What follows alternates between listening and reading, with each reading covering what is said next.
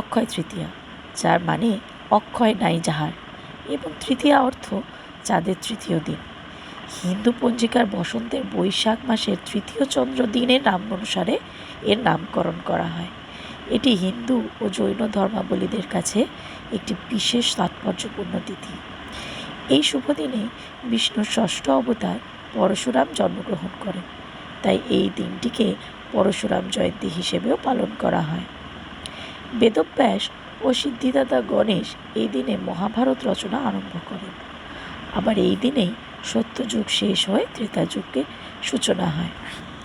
এই দিনে রাজা ভগীরথ গঙ্গা দেবীকে মর্তে নিয়ে এসেছিলেন। অন্যদিকে কুবেরের তপস্যায় তুষ্ট হয়ে মহাদেব তাকে অতুল ঐশ্বর্য প্রদান করেন। এই দিন কুবের দেবের লক্ষ্মী লাভ হয়েছিল বলে বৈভব লক্ষ্মী পুজো করা হয়। এই তিথি হতে পুরীধামে জগন্নাথ দেবের রথযাত্রা উপলক্ষে রথ নির্মাণ শুরু করা হয়। বৈদিক বিশ্বাস অনুসারে এই পবিত্র তিথিতে কোনো শুভ কাজ সম্পন্ন হলে তা অনন্তকাল অক্ষয় হয়ে থাকে।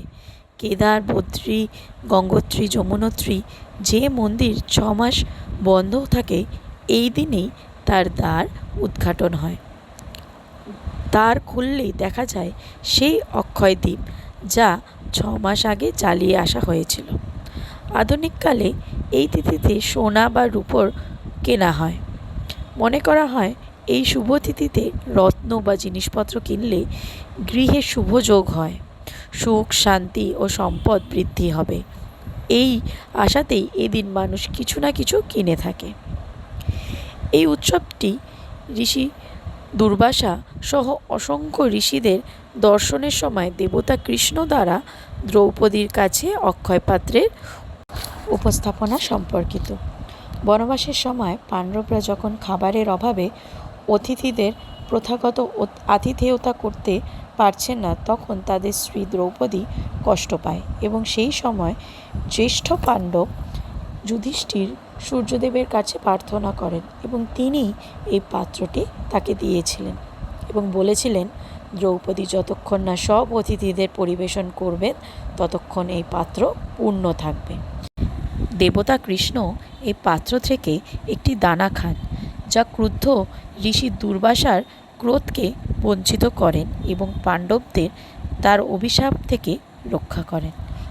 ভিডিওটা কেমন লাগলো অবশ্য করেই কিন্তু জানাবেন। ভালো লাগলে একটা লাইক, কমেন্ট আর শেয়ার করে দেবেন।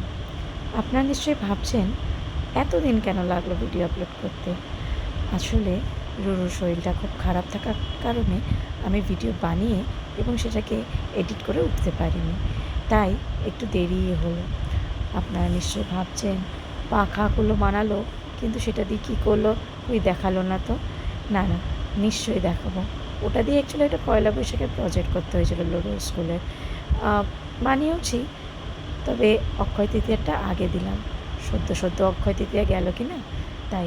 আর পয়লা বৈশাখের ভিডিওটা আমি খুব শীঘ্রই আপনাদের সঙ্গে শেয়ার করব। টাটা, সবাই ভালো থাকবেন।